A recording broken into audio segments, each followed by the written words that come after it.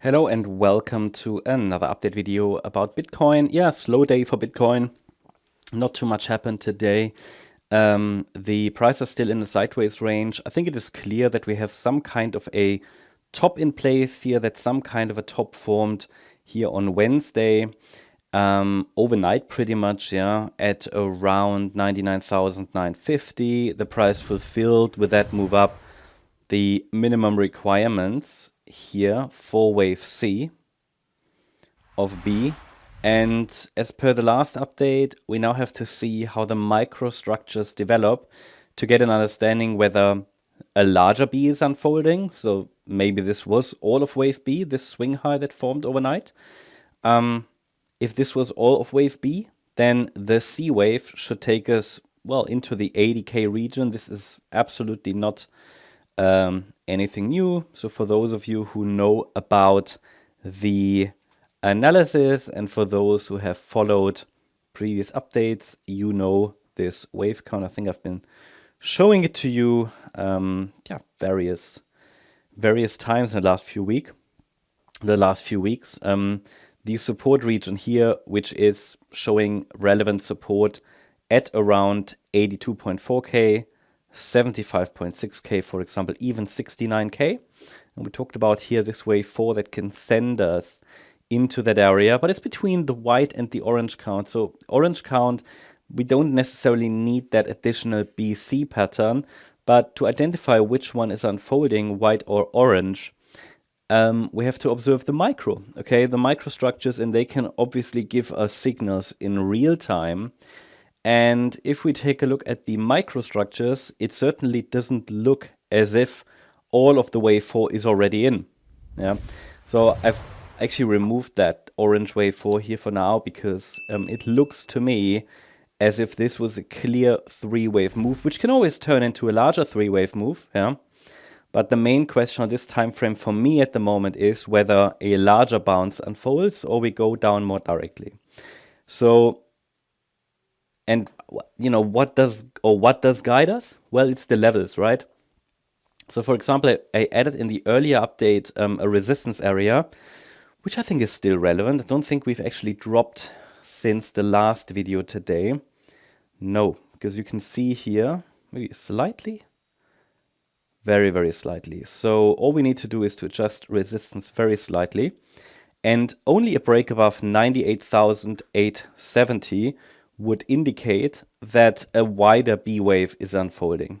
Okay, because that is a break above a level that would be a little bit too high for the white wave 2. To keep it very simple, for any further downside move or to keep the downside pressure really high, the price should stay below the 78.6 retracement that I added to the chart. Any break above that pivot would likely send us higher, possibly even into the, let's say, 105K region. For example, what we can do is we track here an A wave, go down. Here, for example, the 103K level is a key target, round about 105K, 105,980. Yeah, these would be relevant upside targets should the bulls derive the price above that key pivot. So we just need to see how the microstructures develop now to understand if it's the white or the yellow wave count.